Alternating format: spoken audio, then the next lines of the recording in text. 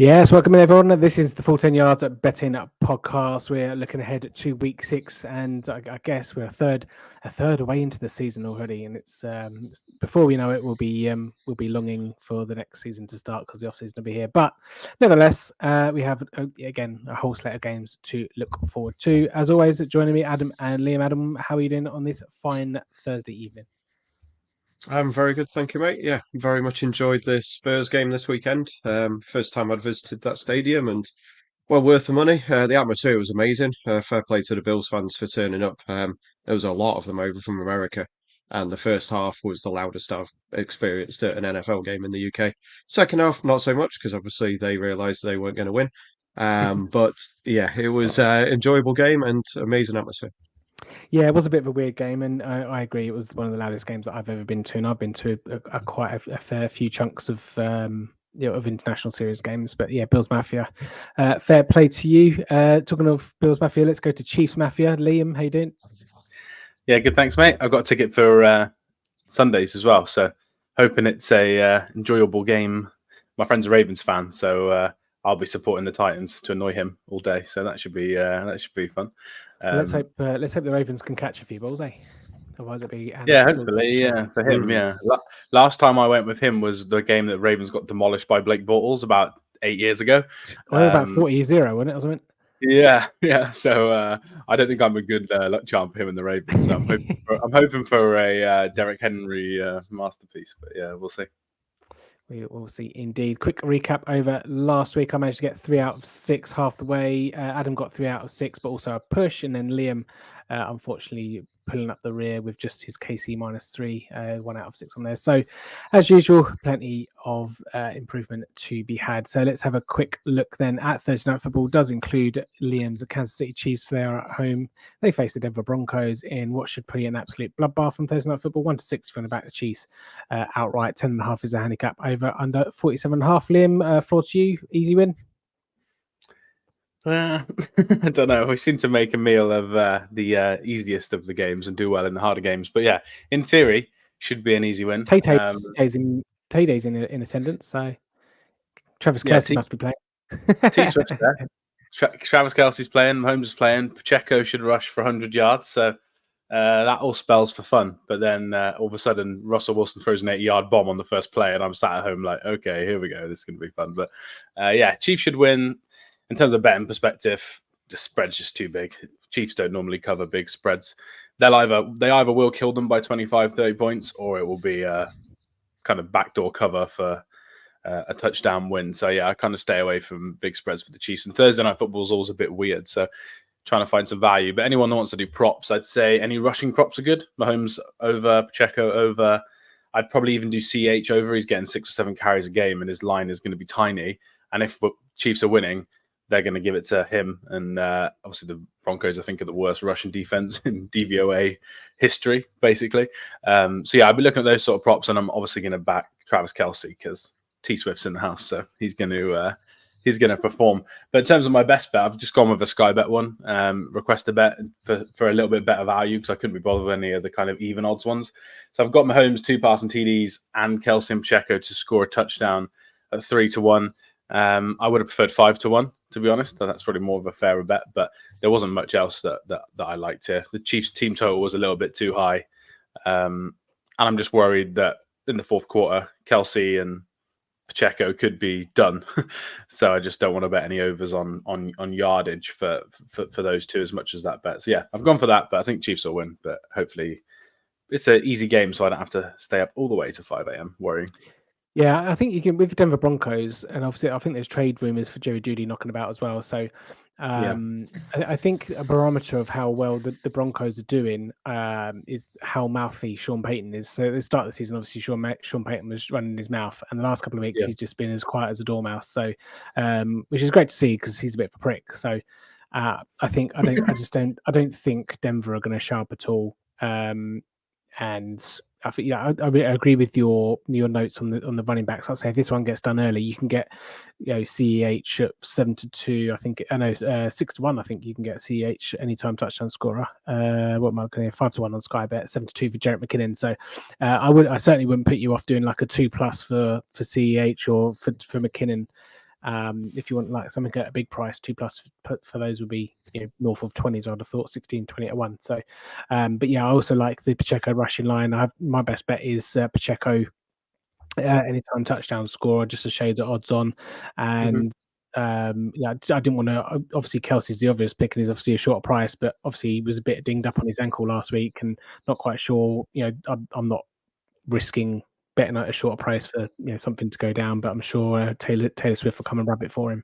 If he Rashee Rice, by the way, me and you have mentioned him like three weeks, and I wrongfully picked Kadarius last week. So Rice is still only 9-4, and he clearly is being used now as he's actually still being used as wide receiver 2, but in the red zone clearly is wide receiver 1. So I think 9-4 is a pretty good price in a game where the bookies think the Chiefs are going to score 30 points. So yeah, 9-4 is not bad for him either. Yeah, and I was gonna move to Rashee Rice because I think his line's also his receiving yards line is 29.5, and I know obviously betting on overs on Kansas City wide receivers is never going to be a quick way to the rich house, but let's say Rashee Rice is kind of the only guy that I would back, and it's still a fairly low line. So that's the kind of way I'll see it. But yeah, give me the Chiefs on the handicap, and I mean, what's the over underline? Did I say it was 44.5? 47.5. Jeez, I'd probably leave it, but if you had to put a gun to my head, I'd probably go unders because I don't see Denver scoring a lot of points unless it's kind of garbage time stuff. But yeah, Adam, your thoughts on the game? I've said lots of points. I've gone with over 47 because the Broncos, I've mentioned it many times in the last few weeks, either on here or on my website. They have a terrible defense. They will give up a lot of points, but they have been scoring with chunk plays and random scores. So I think they can probably put up 15, 20, and then the Chiefs are going to put 30 plus. So over 47 was my one on that one. Just looking through, annoyingly, Sky Bet have jumped on the Taylor Swift thing, unsurprisingly. They have a load of song-related requester bets. Chiefs to win all 4 quarters is 7-1. Didn't seem like a terrible bet at the odds. And Travis Kelce not to score a touchdown is even money on there. If you think that he maybe isn't fully fit or maybe he won't be as effective, although I'm pretty sure he always scores against Denver, so it's probably not the best of best bets. He's 8-11, best price to score and even money to not score. So if you want to go for something a little bit different, I was looking for a decent price on Jaleel McLaughlin. I don't know if that's exactly how you pronounce his name, but yeah, he's obviously been blowing up a little bit. 11-5 seems to be about the best for him for the Broncos.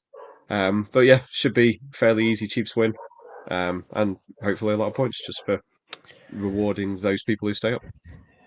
Yeah, there's also a bet on. I can't work out if this is a good bet because I've not looked at the individual things. But Isaiah Pacheco 2+ anytime touchdown scores and 100 rushing and receiving yards combined is 11-2. So I don't know if that's something that you would fancy if you fancy. I don't know what the price of. Let's have a quick look at price of 2+ for Pacheco 4-1. So yeah, I mean, it's probably a bit on the skinny side in terms of if you decompartmentalize it a little bit, but what are you gonna do when you've got a team that's 10.5 point favorite? It's hard to find anything that's juicy, right? So you have to get a bit exotic, as they say. Okay, let's move on then to the, as Liam said, the final London game of this year, the Baltimore Ravens. I think the Baltimore are actually a home team, aren't they? But I've screwed that one up. Tennessee, but yeah, Baltimore Ravens -4.5. Over 100 here is 40.5. Yeah, it's Tennessee Titans are just that team I can't get right. I'll back against them and they'll put up a good performance. I'll back them and then they just shit the bed. So, I mean, I've got lots of Baltimore shares from a fantasy perspective, and for some reason I quite like watching the Baltimore Ravens. Although, like I said, watching that drop show last week was horrendous. So I'd probably be a Baltimore Ravens fan. When I do watch it, but Adam, your thoughts on? Sorry, I should go again. I'll go to Liam instead. Mid glug. Yeah, this is definitely a hard game, I think, from a betting perspective, because the Ravens haven't played well either. Like we said off air before, when they've travelled over here. Titans have played in London a few times, and there's injury concerns as well for the Ravens, as always. So yeah, my best bet, I'd probably lean the over, But I say that so much with the Titans, and they seem to score 3 points the weeks that I pick them to score the over. But yeah, I'd probably lean over. I still think Lamar's playing really well. The drops, like you said, were the issues. Lamar's playing much better than he has for the last couple of seasons. But yeah, I'd probably lean over just because I'm the same with you. I don't know what you get from the Titans. It feels like Derrick Henry's the same. 1 week really good, 1 week awful. So yeah, they're just really unreliable. When Tannehill has a bad game, it's just an absolute disaster. So yeah, I'd lean over from this game if I had to pick anything. Yeah, I mean, there are a couple of bets that I do really like. Zay Flowers, anytime touchdown scorer, has actually, I think, been trimmed in on Skybex. It's now 15-8, and I think I've put somewhere, what did I have? 11-5. He was 11-5. So, yeah, I'm not sure if a bit of money's coming in for him on there. But there's also a kind of a price boost on Skybet. Derrick Henry and Lamar Jackson 50+ rushing yards each at 5-2, which I don't think is that really that bad a bet. I think 50 yards is nothing at all. I know, obviously, Lamar Jackson and Todd Monken, blah blah blah, passing offense. But I think Baltimore might want to put a bit of a statement out, and the wide receivers want to put a bit of a statement out this week as well. So I do really like the Baltimore Ravens. Yeah, it does worry me that it's in London and it's travel and all that kind of stuff. But Adam, now that you've finished your swig of drink, what do you think? Yeah, I've actually gone with over 41 and under 41.5 as my best total for the week. So don't agree with Liam on his leaning to the over there. The Titans obviously have a decent run defense. They can get pressure on the quarterback. Obviously the Ravens, hopefully, as you say, hopefully they'll be able to catch the ball this week. It did weirdly open up the AFC North a little bit. The fact that they lost a game they really should have won last weekend. But yeah, this week, as you say, the travel, we've seen teams not dealing with that very well. Obviously, both teams are traveling, so it should even out. But yeah, I would be leaning to the Titans on the handicap, to be honest. I think they can pull off a bit of a shock and win a low-scoring game. I was just looking at some of the props. Derrick Henry over 10.5 receiving yards. He does do the odd screen pass, screen catch, and I thought that was a fairly low thing because obviously he starts a few yards behind the line, and by the time he's there, he's going to get 10 yards before you know it. So yeah, that was the one prop I just had a quick scan through. Zay Flowers over 4.5 receptions was the other one. He's staying around that kind of line, and obviously has been getting it most weeks. But yeah, last weekend was a complete shambles for them. I was listening to Talksport 2 on the way home, and they had Will Gavin doing the NFL coverage with one of our mates, Dan from the Gridiron Gents, joining in, and he was watching Lamar throw that interception at the end of the game. So he was he was very vocal about the ineptness of the Ravens. Yeah, they were very bad indeed. Talking of very bad, I don't really know why they've not. I don't know if it's too early for them to flex out Sunday Night Football. I read something that they can flex Sunday Night Football these days, but why they've got the Giants travelling to Buffalo, I do not know. 13.5-point underdogs as they travel to the Bills, obviously off the back of that kind of I want to say embarrassing defeat, not necessarily because by the scoreline or Jacksonville being a crap team, but I think just how slow they were to get going on Sunday. I think they'll put a bit of a statement out at home. But yeah, 1-9 for those people that want to put a mortgage on it. Don't advise it myself personally, even if it is the Giants. But I suppose you could call this the Brian Day Bowl. Is that Day Bowl? Yeah, Day Bowl was Buffalo, wasn't he? Yeah, it was. Yeah. Over Yeah. under 44.5. So yeah, there we go. Another shit joke attempt. Excellently executed by yours truly, Liam. How do you think this one's going to go?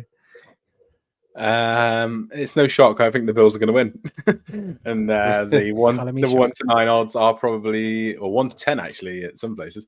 They're probably fair, and I will 100% not be staying up to watch this game. I did think you're right. They can flex Sunday night, but I believe it's after a certain week, and this doesn't fall into I figured it to the window. Which is very annoying.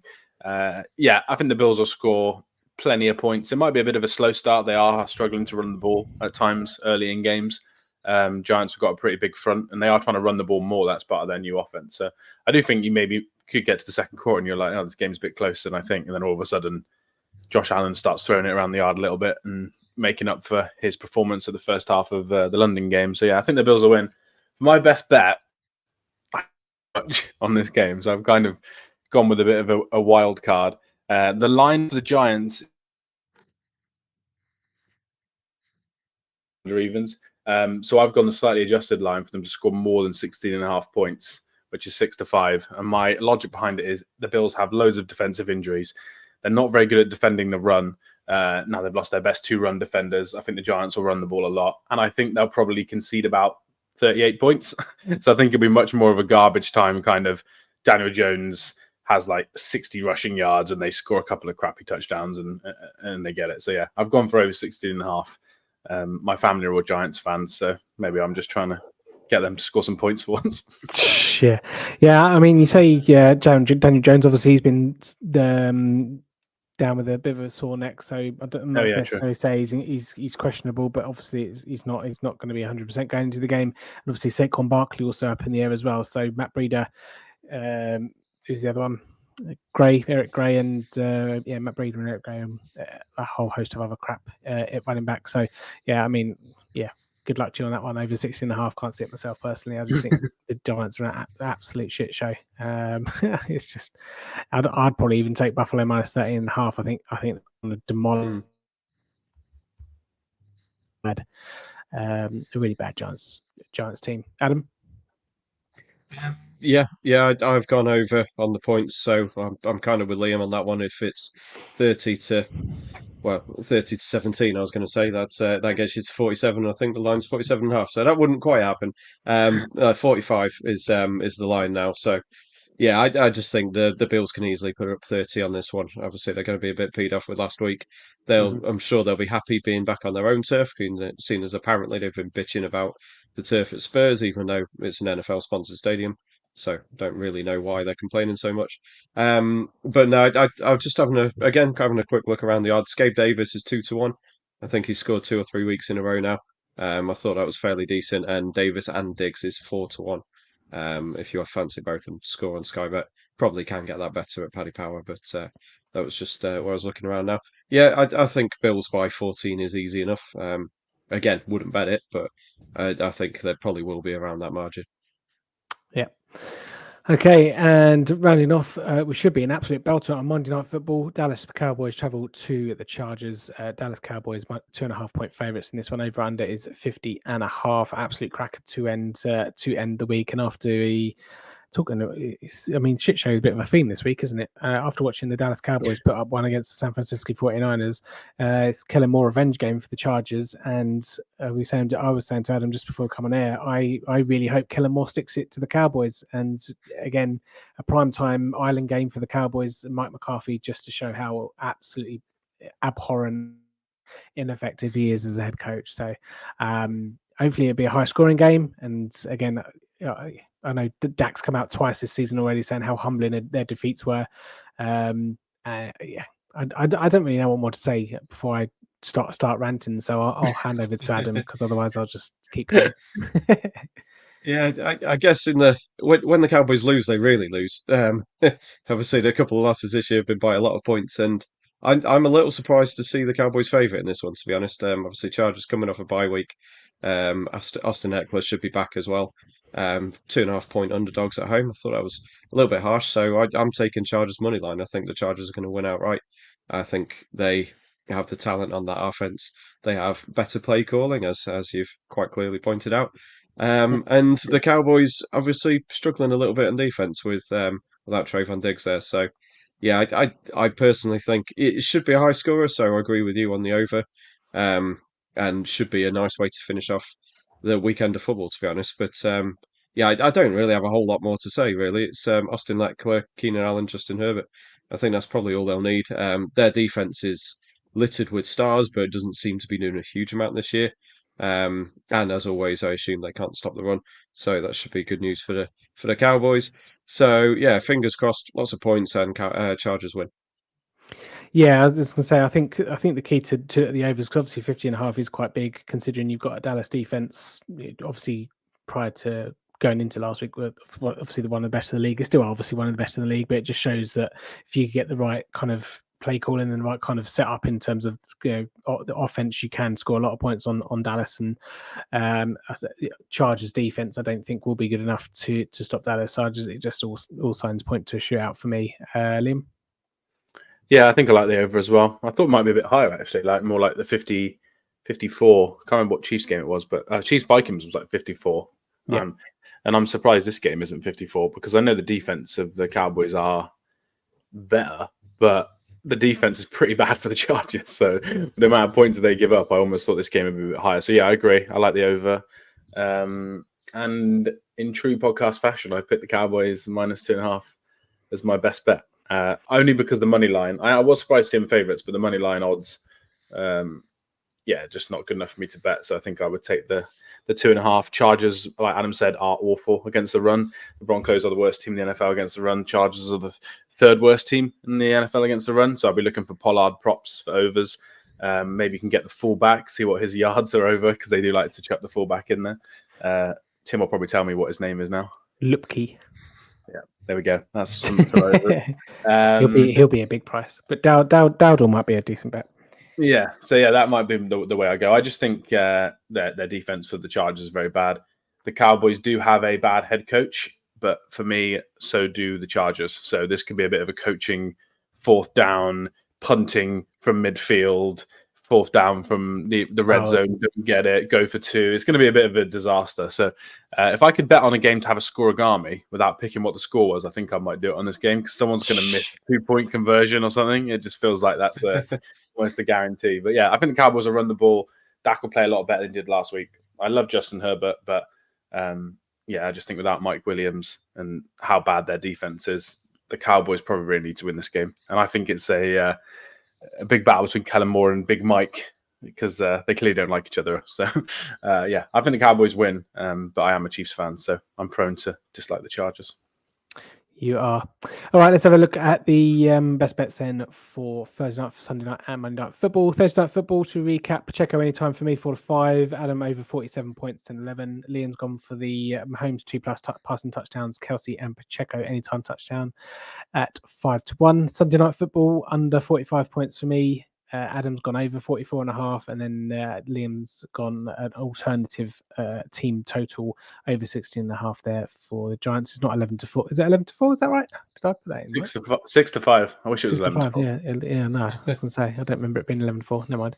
And then Monday Night Football over for me. Adam's gone Chargers money line, and Liam gone minus Dallas, -2.5 there. So one of you two boys are going to be wrong, I'm afraid to say. Okay, let's move over then to the rest of the Sunday slate and the handicaps. Adam, which is what do you like? What do you fancy? I like what I listened to / saw last week with the Bengals. So I'm taking the Bengals -2.5 at home against the Seahawks. Obviously the Seahawks coming off a bye week, which is a little bit of a concern, and Kenneth Walker's been on fire this year. But I don't believe they have a very good pass rush, and if Joe Burrow gets time, as he did last weekend, he'll punish you. I'm hoping. Well, we'll see if T. Higgins is back, but if not, obviously it'll be another chase-heavy game, and that obviously worked rather well for them last week. I don't believe that much in the Seahawks defense.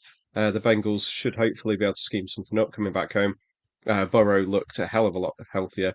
That bomb he threw to Jamar Chase, 63 yards down the field, was you couldn't have placed it any better if you handed it to him. And little things like that I've not seen in the first 4 weeks of the season from Burrow. Yep. So I think he's back healthy. I don't think the Seahawks have a great pass rush. And basically, if the Bengals play a team that doesn't have a top 10 pass rush, they should win. So yeah, I'm taking my Bengals -2.5, which is pretty weird for me, being a pessimistic fan. Yeah, it should be a fun game to watch that one. I might stick that one on. I don't know if that's the Sky game, but I'll certainly. Of course, it isn't. The Bengals don't get on Sky. That's fine for me then, because I watch it. No, I'm lying. It is the Sky game. There you go. I want to feel like that you just set yourself up for that, so you could just pretend that you didn't know, but you did. But anyway, I actually didn't. Obviously, I would have been watching it on DAZN otherwise, wouldn't I? So yeah, have to go Sky for that. Liam. Me and Adam have the same best bet, which I don't know if we've done that yet. We've definitely gone against each other on one, but we have the same. Yeah, I was surprised this line wasn't more like 4, which is what my numbers had it as. So yeah, anything under a field goal, especially when the Bengals are quite prone to kicking game-winning field goals to win games, and kind of really being a good team at sorting out the clock in the fourth quarter and making sure they just do enough to win these quite hard games. Because I wouldn't say Seahawks are a bad team, but yeah, Joe Burrow looks better. The Seahawks really don't have a good pass rush. at all. So I do think that the Bengals offensive line will probably look the best it's looked, and Jamar Chase will probably have another big day as well. So yeah, I think they'll win. I don't think it'll be like a 2-touchdown win or anything, but yeah, somewhere around the field goal to 10-point margin. I do like a few others, so I don't hate the Vikings -2.5 against the Bears, but I just can't always pick on Kirk's side because he's letting me down too much this season. So yeah, I can't. No Jefferson this week either. Yeah, no Jefferson, but I still think they should have enough to beat the Bears. And then I don't mind the Jags -4 line against the Colts. Jags are at home. Trevor Lawrence still playing really, really well. If Dougie P can call some plays rather than the offensive coordinator, then yeah, that'll be very good. So yeah, I didn't mind that one either. And the Lions as well, -3 against the Bucks. I'm surprised the line is that. I thought it'd be more than the field goal, to be honest. Yeah, pick another couple of games. Liam, you'd have the whole Sunday slate there, mate. So it's the best week for spreads we've had, I think, for me. So I thought it was quite well. Yeah, I don't know. I'm just. Yeah. I've gone for Philadelphia -7 at the Jets. I think the Philadelphia. I seem to be picking Philadelphia quite a lot, and I don't know if it's because I've backed the Manty Post to win it outright or whatever. Blah blah blah. But considering they easily handled the Rams last week, I think considering Zach Wilson sees ghosts and makes stupid decisions at the best of times, and I'm not really going to say that he's improved much. I know he had a good game recently where he kind of elevated his game a little bit, but I think Philadelphia are a bit more of a different beast, and I think they'll just cause havoc, and there'll just be loads of interceptions, turnovers, and fumbles, and all the rest of it. And I just don't see how Philadelphia don't win by at least a touchdown in that game. So it's not really, we know what the Jets are. They're a deep, rely on defense and try and run the ball with Breece Hall, but I think the Philadelphia defensive line will be able to just kind of snuff anything out, and then Philadelphia are just too good to not score on anyone. So I don't see the Jets being able to really keep up on that one. So that was kind of an easy one for me. I thought it'd be kind of a 9.5, 10.5 kind of area, personally, because not necessarily because that's the way Philadelphia have hardly been pulling up any trees this season, but I just think there's an absolute golfing class here that's double-digit worthy of a handicap. So I've gone with that for my spread. Moving over to the totals then. So if you're watching on YouTube, these are scrolling underneath the screen on the old banner. Whilst you're there, give us a subscribe, 5-star, and all that kind of jazz. That'd be lovely stuff. Adam, favorite over under for this week, please. Yeah, I put down under in the Baltimore versus Tennessee game. I think that's up to 42 now. I've been through that already. So I would then go under in the Raiders against Patriots game. I think Patriots are a dead nut under team really at the moment. Obviously, can't get anything going on offense. It'll be interesting to see whether it's Bailey Zappi or Mac Jones this week. The Raiders are not a good team either. So under 41.5 in that one would be my second best. I back to the spreads just quickly. I was looking at the 49ers. I thought they'd be around 5. They're 7.5, so I couldn't go with that one. And the Dolphins, I thought if it was 10 points or so, I'd be happy. I didn't realise they were going to be nearly 14, so they were the two that I originally looked for. But yes, anyway, unders on the Raiders versus Patriots game for my bet in the totals. Yeah, I don't see either of those teams getting to 20. It's just going to be probably count on one hand how many people are going to watch that game. I quite in this one. I went over in your Seattle Cincinnati game. I just think there'll be potentially a lot of points in that one. It should be quite a fun game. There's loads of weapons on both offenses there, and I think the offenses will kind of dominate the defenses in that one. Did like the over in the Minnesota Chicago game, 44. I thought was quite a low line, even with Jefferson out. I think Chicago are that bad on defense. Minnesota aren't that much better, and I'm not necessarily saying Chicago have kind of worked it out with DJ Moore and Justin Fields, but I just think that there's potential there to be a 24, both teams to at least get to 25, 28 points. So 44, I thought was a tad on the low side. Liam, your favourite over-under? My favourite under-over was the over 37.5 in the 49ers-Browns game. Both teams have good defenses, so that's why the total is what it is. But I just think the 49ers will score points. I do think as well, so I don't know why Big Mike was doing this, but if you don't run the ball laterally all the time and you actually run down the gut, the 49ers haven't been that great this season at defending the run. And I think regardless of who the running back is. That's what Kevin Stefanski likes to do. So, it hates me to want Deshaun Watson to score any points. So if the 49ers could score 38, I'd be very happy with that. But I just can't see the 49ers not scoring 24 to 27, even on a good Browns defense. So then you're just relying on 2 touchdowns from the Browns, and I think they can get that. So yeah, I think for me this should be more in the low 40s. And then another one that I didn't mind. I didn't mind the under in the Jags Colts game, 44.5. But stayed away just because of the Minshew factor of will he just be very good and they score loads of points, or will he be very bad and throw loads of picks and they get points on Jags defense. But I thought 44.5 was quite surprising. And 48.5 Cardinals Rams is another one that I think is a little bit too high for me because Cardinals have come back down to earth a bit on offense the last 2 weeks. And the Rams, when they're winning games, sometimes they just sit on it and run the ball, which is what Sean McVay does a lot. So, a couple of unders there. Lovely stuff. All right, let's get out of here after. Let's do some touchdown scorers again. Not a great deal of picking. Not a lot of apples right for the picking in terms of touchdown scorers. Obviously, my one was Zay Jones in the London game at what was 11-5. Obviously 15-8 now Sky. But I noticed actually in that London game they've trimmed all of the Baltimore Ravens wide receivers. So I don't know if Sky Bet had been a fly on the wall in their offensive game plan meeting, and say, right, we're just going to throw the fuck out of the ball. But because even like Mark Andrews come down a bit, and Rashad Bateman was like 7-1. I think he's now like 11-2, 5-1 or something like that. But so I'm not really sure what's going on there. But Adam, give us your thoughts on where to look for touchdown scorers this week. Miami is simple answer there. Obviously, they're without Achan, who is out for 4 weeks now. But that running game seems untouchable at the moment. They're just creating such big gaps. They're doing things that other teams don't do.